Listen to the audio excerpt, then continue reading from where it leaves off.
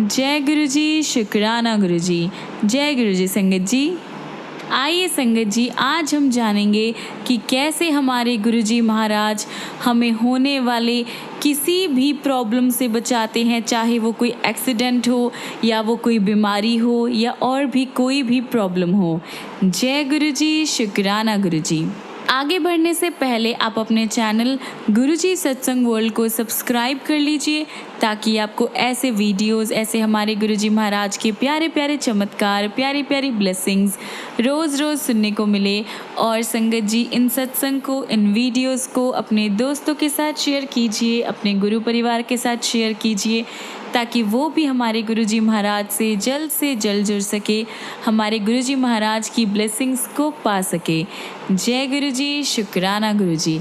और हाँ संगत जी, आप में से कोई भी संगत अपना सत्संग हमारे साथ शेयर करना चाहते हो, गुरुजी का शुक्राना अदा करना चाहते हो, या अपने दोस्तों के साथ, अपने गुरु परिवार के साथ बांटना चाहते हो, तो नीचे दिए गए ईमेल आईडी या फिर व्हाट्सएप नंबर पर आप हमें मैसेज कर सकते हैं।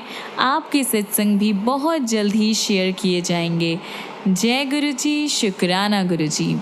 आज का पहला सत्संग है श्रीमती गौरी सिंगला का, जो कि गुड़गांव के रहने वाले हैं।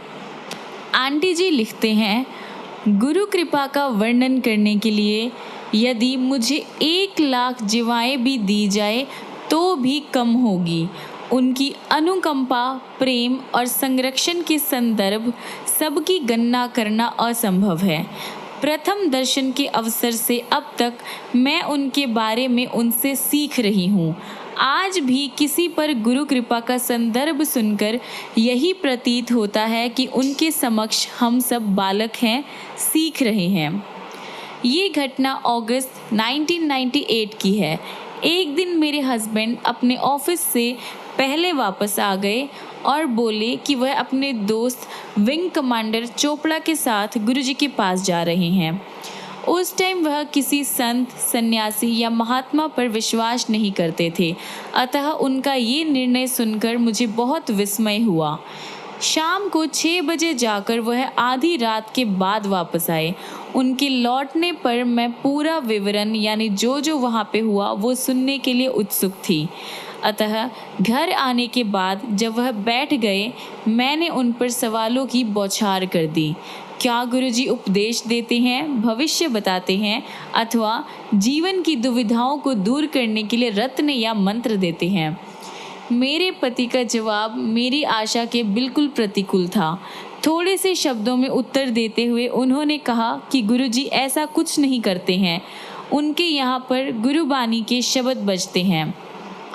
उसके बाद हम सोने लगे और मैंने अपने पति का ये अनुभव एक बीती हुई घटना समझा।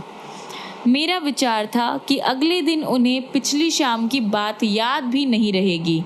मेरे अचंभे की कल्पना कीजिए, जब मेरे पति ने मुझे अपने ऑफिस से फ़ोन पर कहा कि वह गुरुजी के यहाँ जा रहे हैं और उन्हें आने में देर हो जाएगी। जब वह पिछली रात की तरह देर से आए तो मैंने उनसे एक सवाल किया कि ऐसी कौन सी शक्ति है जो आपको वहाँ ले गई। उनका उत्तर बिल्कुल सरल था, वहाँ पर जो मुझे मिला उसे शब्दों में वर्णन करना मुश्किल है, उसको सिर्फ अनुभव कर सकते हैं। उत्सुकतावश अगले दिन मैंने सपरिवार वहाँ जाने का डिसाइड किया। मेरे पति के तीसरे दर्शन के अवसर पर पूरा परिवार उनके साथ गया। गुरुजी के स्थान से 20 से 30 मीटर दूर से ही इतनी तेज खुशबू आने लगी। जब हमने उस रूम में एंटर किया जहां गुरुजी बैठे थे, वह सुगंध चारों ओर थी। पहली बात तो जो मेरे मन में आई कि इन सज्जन ने इतना तेज और अधिक इत्र लगाया हुआ है कि वह सुगंध पूरे कमरे में फैल रही है। निश्चित रूप से यह कोई बने ठने दिखावटी गुरु है। मेरे पति के वर्णन करने पर भी गुरुजी के प्रथम दर्शन मेरे मानसिक चित्रण से बिल्कुल अलग था, लेकिन अभी अकल्पनीय होना बाकी था। जैसे ही गुरुजी के चरण स्पर्श करके मैं उठ रही थी, गुरुजी बोले कि गुड़गांव के संत की भक्त अंततः आ ही गई। इस कथन के साथ ही उन्होंने मुझे बता दिया कि उनका मेरे बारे में कितना ज्ञान है। हमारे परिवार के सदस्यों के अतिरिक्त किसी और को गुड़गांव वाले संत का पता नहीं था। गुरुजी के यहाँ चाय पहला और कभी अंतिम पेय होता था, यानी अंतिम ड्रिंक होता था। बचपन में मुझे चाय से घृणा रही है। यदि मैं चाय किसी भी रूप में लेती थी तो मेरे मुख में घाव हो जाते थे। मेरे बैठते ही एक सज्जन चाय बांटते हुए आए। मैं दुविधा में थी कि प्रसाद को मना कैसे करूं। अचानक मैंने देखा कि वह आगे निकल गए। मुझे संतोष हुआ कि न तो मुझे प्रसाद को मना करना पड़ा और ना ही मुझे चाय पीनी पड़ी। इस विचार के मन में आते ही विपरीत विचार भी उठा कि इस चाय रूपी प्रसाद को ग्रहण न कर मैं गुरु कृपा से वंचित हो रही हूँ। ये सब मेरे मन में हो रहा था, पर बाहर ऐसा हो रहा था जैसे मैं बोल रही हूँ। एकदम वह सज्जन पीछे मुड़े और मुझे चाय प्रस्तुत करी। मैं चकित थी। ये ऐसा था जैसे वह मेरे मन में उठ रहे द्वंद्व का जवाब दे रहे हों। मैंने चाय का ग्लास उठाया और परिवार के सदस्यों के विरोध के प्रतिकूल, यानी मेरे फैमिली मेंबर्स उसके अगेंस्ट थे, पर फिर भी मैंने उस ग्लास से चाय पी ली। बचपन से चाय न पीने वाले के लिए एक महत्वपूर्ण कर्म। उस दिन अगले कुछ घंटों में मैं जब तक गुरुजी के यहाँ रहे, मैंने चाय के 2 या 3 ग्लास और पिए। हम गुरुजी के यहाँ रात को 1 बजे तक रहे। अगले दिन सुबह उठने पर मेरा मुंह घाव से भरा होना चाहिए था और उसमें बहुत दर्द भी होना चाहिए था, पर ऐसा कुछ नहीं हुआ। मेरा मुंह बिल्कुल साफ था और किसी भी तरह के घाव का कोई निशान नहीं था। सब आश्चर्यचकित थे। आज भी चाय या तो मैं केवल गुरुजी के यहाँ पी सकती हूँ या तब जब वह मेरे आसपास विद्यमान हो, परंतु यदि मैं चाय घर पर या कहीं भी और पीऊँ तो मेरे मुंह में घाव हो जाते हैं। इससे गुरुजी की ऊर्जा का आभास होता है। एक जन साधारण ड्रिंक को प्रसाद के रूप में देना जिसमें रोग और कठिनाइयों को बाहर फेंकने की शक्ति हो। उनके यहाँ मिली हुई कोई भी चीज़ कभी हानि नहीं कर सकती। चाय पीना शुरू करने के बाद हमारे परिवार में और चमत्कार होने वाले थे। सुगंध, जिसे मैं गुरुजी का इत्र समझ रही थी, हमारे मेन रूम में फैलने लगी। हम उसे घर में पाकर मुग्ध हो गए। कुछ समय हम समझ नहीं पाए, जब तक वह रही हम बहुत ही ज़्यादा खुश रहे। बाद में पता लगा कि ये तो गुरुजी की स्वाभाविक सुगंध है और जहाँ भी हो उनकी उपस्थिति का आभास देती है। गुरुजी की शरण में आने वाले दिन चमत्कारी रहे। जीवन में सुख और दुख एक दूसरे के पर्याय है। सुख के समय आप सगे संबंधियों से घिरे रहते हैं, पर दुख के टाइम केवल गुरुजी आपकी सहायता कर सकते हैं। अन्य व्यक्ति चाहकर भी सहारा नहीं दे पाते, क्योंकि अक्सर परिस्थितियों को संभालने में वह उतने ही असमर्थ रहते हैं जितने खुद आप। केवल गुरुजी का निस्वार्थ समर्थन आपके साथ रहता है। अपने किए कर्मों के अच्छे और बुरे फल तो भुगतने ही पड़ते हैं, लेकिन गुरुजी के सामने प्रकृति भी निसहाय हो जाती है। गुरुजी के किसी भी संगत के प्रतिकूल फल को या तो वे नष्ट कर देते हैं या उसकी मात्रा कम कर देते हैं। इसको साकार करने के लिए गुरुजी अपने भक्तों के कष्ट अपने पर अंतरित कर लेते हैं। मैंने अनुभव किया है कि कष्ट और पीड़ा दूर करने के लिए गुरुजी हर तरह की अलग अलग पद्धतियों का यूज़ करते हैं। एक बार संगत में बैठे हुए मुझे सिर में बहुत ज़्यादा तेज़ दर्द हो रहा था। दर्द इतना था कि मैं कुछ भी खाने पीने या सोचने में असमर्थ थी। अचानक गुरुजी ने मुझे बुलाया और कहा कि उनके सिर में बहुत दर्द है और मुझे कुछ देर के लिए अपना माथा दबाने को कहा। ये करने के बाद मैं अपने स्थान पर वापस आकर बैठ गई और अचानक मुझे लगा कि मेरा सर दर्द गायब हो गया है। अपना सर दबाने को कहकर उन्होंने मेरी पीड़ा समाप्त कर दी थी। एक बार मुझे फीवर ने घेर लिया था और वह कई दिन तक रहा। परीक्षणों और औषधियों के उपरांत भी वह ठीक नहीं हुआ। फिर 2 वीक तक बहुत ही तेज़ मेडिसिन लेने के बाद वह कम तो हुआ पर फिर से वापस आ गया। मेरे फीवर का रूप अनोखा हो गया। दिन के टाइम जो टेम्परेचर था वह नॉर्मल रहकर शाम को बढ़ जाता था। 4 वीक तक ऐसा ही होता रहा। डॉक्टर्स कुछ नहीं कर पा रहे थे क्योंकि जो भी रिजल्ट्स आए वो सब अनिर्णायक थे। फिर एक दिन गुरुजी ने मेरे पति से इतने दिन संगत में मेरी एब्सेंस का कारण पूछा। गुरुजी को उत्तर देने पर उन्होंने 5 मिर्चों के प्रयोग की एक विधि बताई और उसके सेवन मात्र से मेरा 1 महीने से ज़्यादा जो फीवर चल रहा था वो ख़त्म हो गया। धीरे धीरे मैं फिर से ठीक हो गई। मैं गुरुजी को एक बार और फीवर से निकालने के लिए आभारी हूँ। वैसे तो मुझे हल्का फीवर था। मैंने परिवार के साथ बड़े मंदिर जाने की योजना बनाई, लेकिन बड़े मंदिर पहुँचते पहुँचते मेरा फीवर बहुत ज़्यादा बढ़ गया और मेरे लिए उठ पाना भी पॉसिबल नहीं था। उस दिन अचानक गुरुजी वहाँ आ गए और मेरे पति और संगत के अन्य सदस्य को ताज़ा नींबू का घोल बनाकर पिलाने को कहा। फीवर ऐसे गायब हुआ जैसे कभी था ही नहीं। किसी के बताए बिना गुरुजी को मेरी अवस्था का ज्ञान था और उन्होंने तुरंत मेरा इलाज किया। ऐसा निस्वार्थ आलंबन और देखभाल और कोई नहीं दे सकता है। गुरुजी द्वारा प्रयोग करने वाली वस्तुएं केवल सांत्वना के लिए होती है। ऐसा अक्सर देखा गया है कि वास्तव में गुरुजी को अलौकिक क्रियाओं के लिए इनकी आवश्यकता नहीं है। गुरुजी की शक्ति मात्र ही भक्त की समस्त समस्याओं का हल है। भौतिक वस्तुओं के प्रयोग से भक्त को केवल ये आभास होता है कि उसकी और गुरुजी का संपूर्ण ध्यान है। मेरे पैर के अंगूठे पर किसी कीड़े ने काट लिया था। फलस्वरूप वह सूज गया था और उसमें बहुत दर्द था। जब डॉक्टर द्वारा दी गई एक मलहम से कोई लाभ नहीं हुआ तो उसने एक साधारण सर्जरी का सुझाव दिया। अचानक उसी दिन मेरे पति के बताए बिना गुरुजी ने मेरे पैर का हाल पूछा और वह पर्याप्त था। पैर का दर्द कम हो गया और उसमें बहुत लाभ हुआ। कुछ ही टाइम में उसके सारे जो निशान थे वो गायब हो गए। ऐसी है हमारे गुरुजी की क्षमता।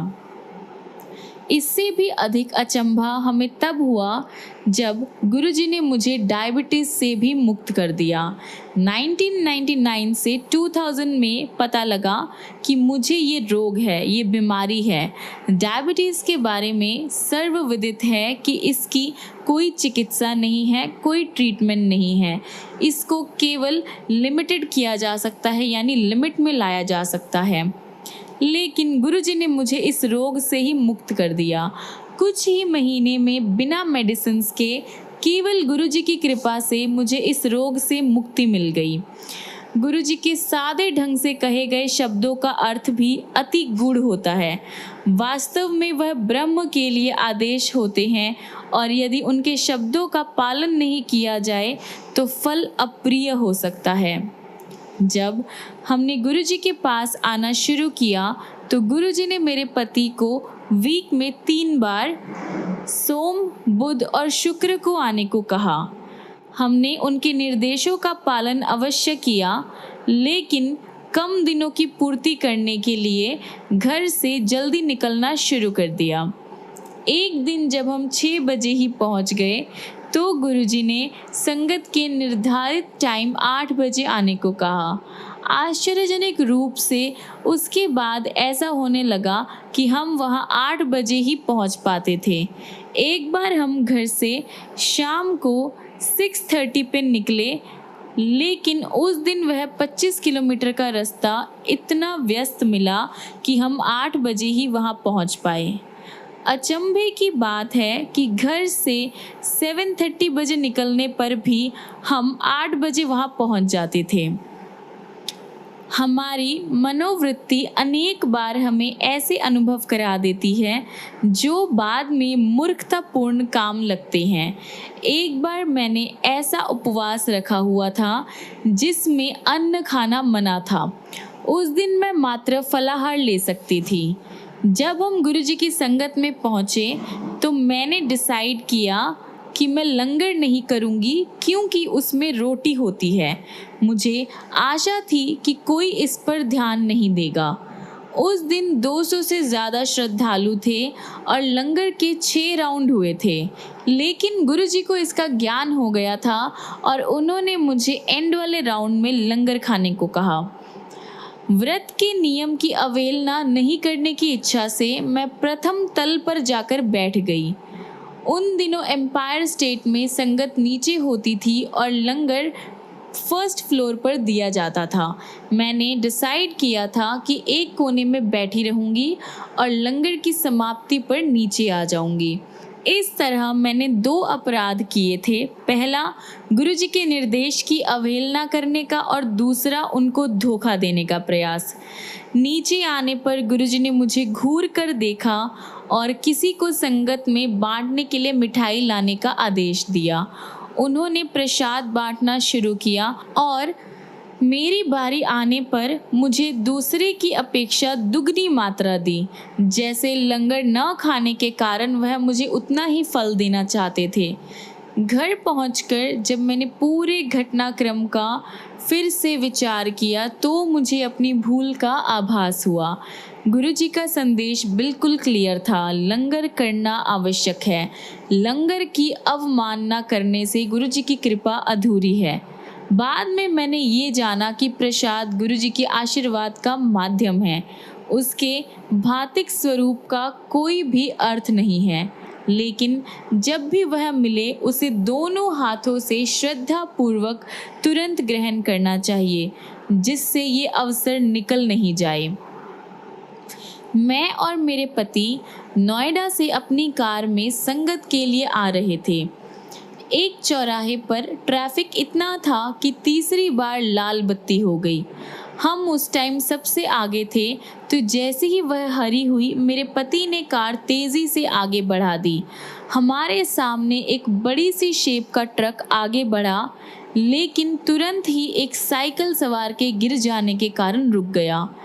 मेरे पति के पास इतना अवसर नहीं था कि वह रुक सके और दुर्घटना निश्चित थी।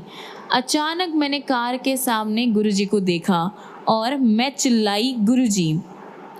हमें होश में आने में कुछ टाइम लगा।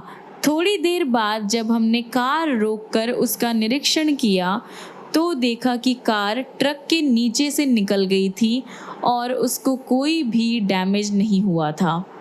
कार का पिछला हिस्सा ट्रक के बड़े टायर से कुछ ही इंच दूर था।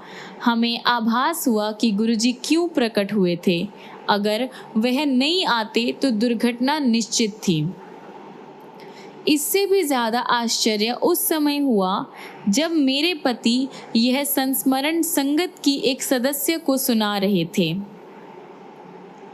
उन्होंने गुरुजी के प्रकट होने की बात कही होगी जब उसने उनसे सवाल किया कि क्या कार नीले रंग की मारुति 800 थी।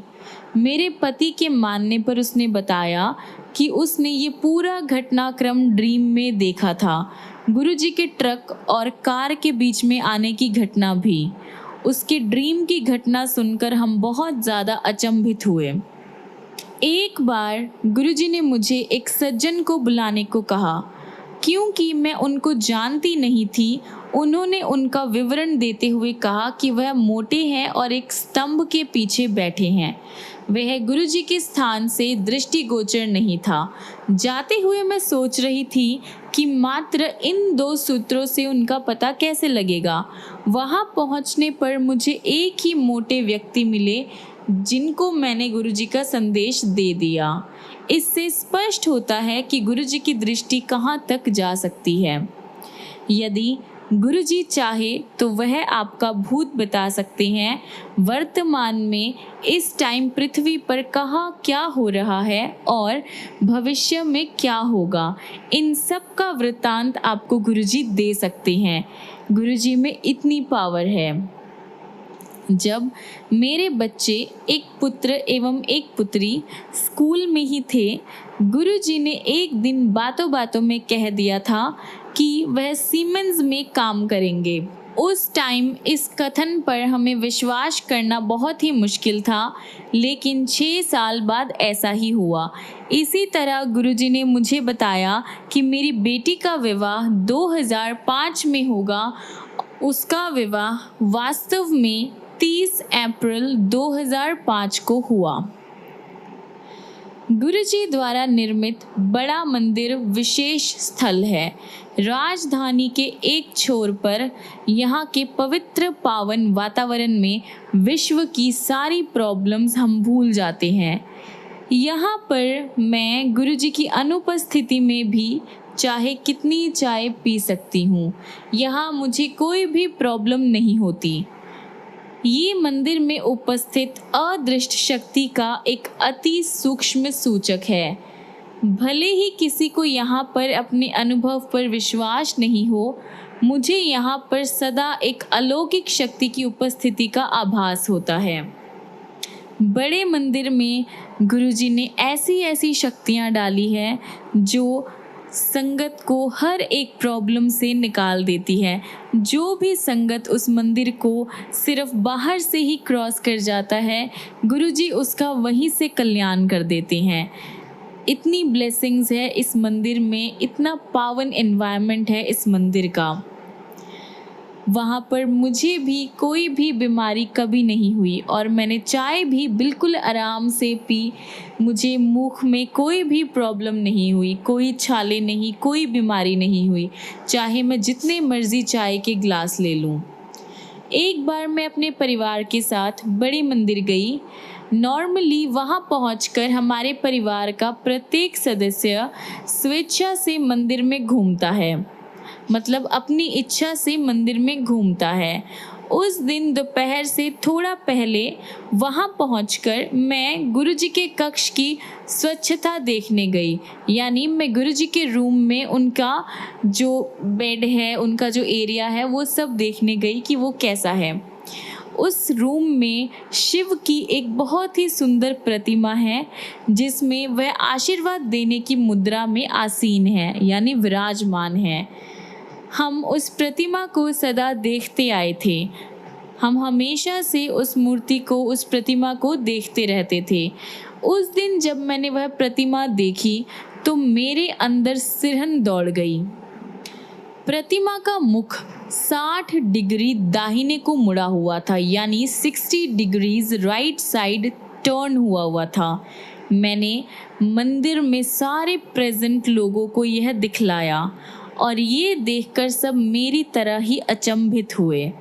आश्चर्यजनक रूप से जैसे जैसे दिन बीतता गया, मुख अपनी नॉर्मल आकृति में आता गया और शाम होते होते उसने फिर से सामने की मुद्रा ले ली थी। ये चमत्कार देखकर मैं और वहाँ के सभी संगत बहुत ही ज़्यादा सरप्राइज्ड हुए। ये थे हमारे गुरुजी महाराज की ब्लेसिंग्स। उन्होंने हमें शिवलोक के दर्शन करवाए। उन्होंने हमें शिव जी का आभास करवाया कि शिव जी भी प्रेजेंट है। उनकी ब्लेसिंग्स भी बड़े मंदिर में प्रेजेंट है। 2006 की होली भी सदा मुझे याद रहेगी। वह बहुत ही ज़्यादा मेमोरेबल होली थी। उस दिन सुबह जब हम मंदिर में पहुँचे तो हर एक ने कोई सेवा करनी शुरू कर दी। मैं अपनी पड़ोसन संगीता के साथ हॉल में स्थित शिव प्रतिमा को चमकाने में लग गई। यानी हॉल में एक शिव प्रतिमा है, हम दोनों मिलकर उसे साफ करने लगे, उसको चमकाने में लग गए। प्रतिमा को साफ करने के लिए ब्रासों रगड़ने के बाद संगीता को उसे एक अन्य कपड़े से चमकाना था। यानी सबसे पहले उसे हमने ब्रासों से रगड़ा, उसके बाद एक साफ कपड़ा लेके हमें उसकी साफ सफाई करनी थी।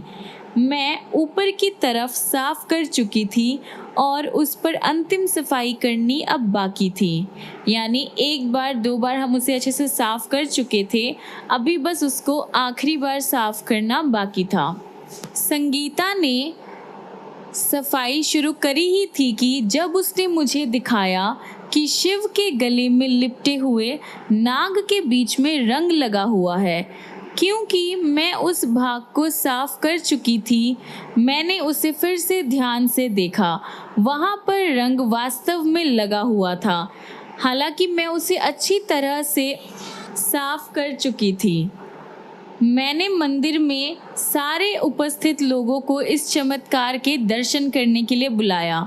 उस दिन मंदिर में दर्शन करने वाले हर एक संगत ने समय समय पर रंग का बदलता रूप देखा और सारी संगत ये चमत्कार देखकर बहुत ही ज़्यादा आश्चर्यचकित थी। ये सब प्रसंग गुरुजी की अभूतपूर्व प्रतिभा के संकेत मात्र है, लेकिन वास्तव में वह इन सब से सीमित नहीं है। उनकी अपार क्षमता हम साधारण मानव के लिए समझ पाना बिल्कुल भी आसान नहीं है।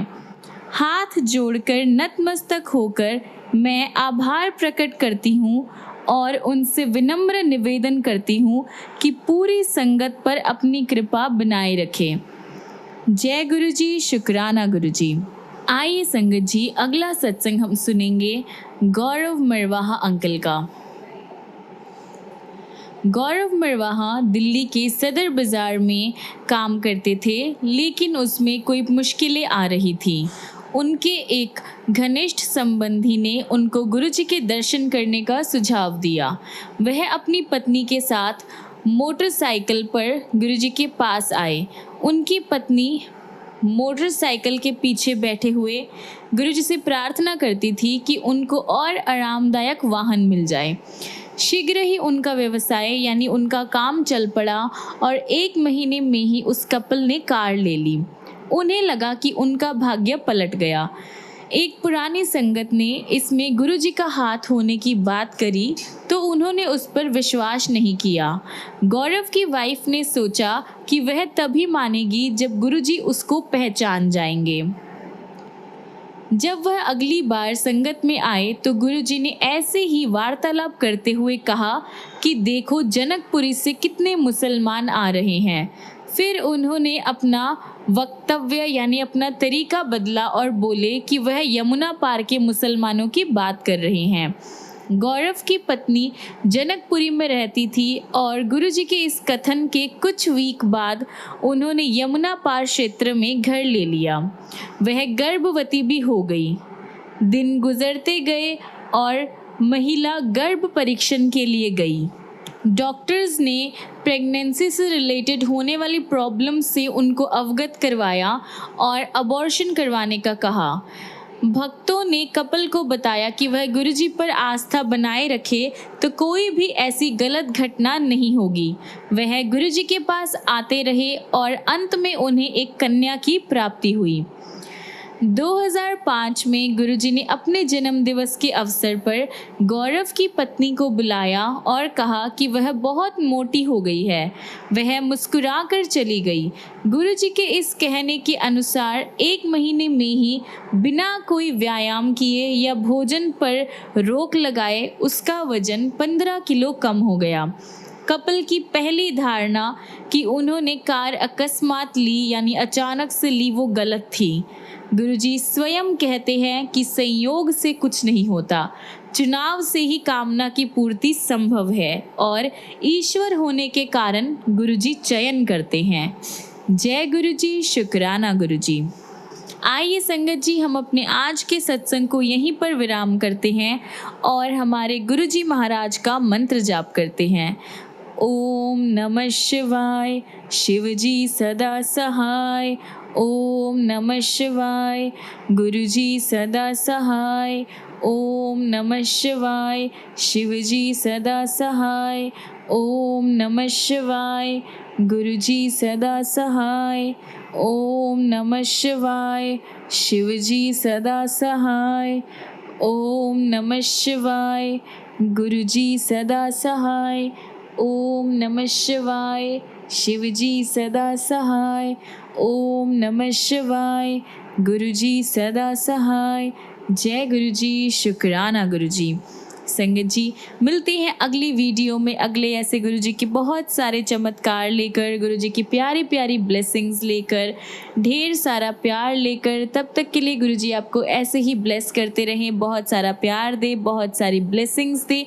और आप भी गुरु जी को दिल से याद कीजिए, दिल से प्यार कीजिए, फिर देखिए गुरु जी महाराज की ब्लेसिंग्स आप पर और आपके परिवार पर कैसे होती है। जय गुरु जी। शुक्राना गुरु जी। जय गुरु जी संगत जी।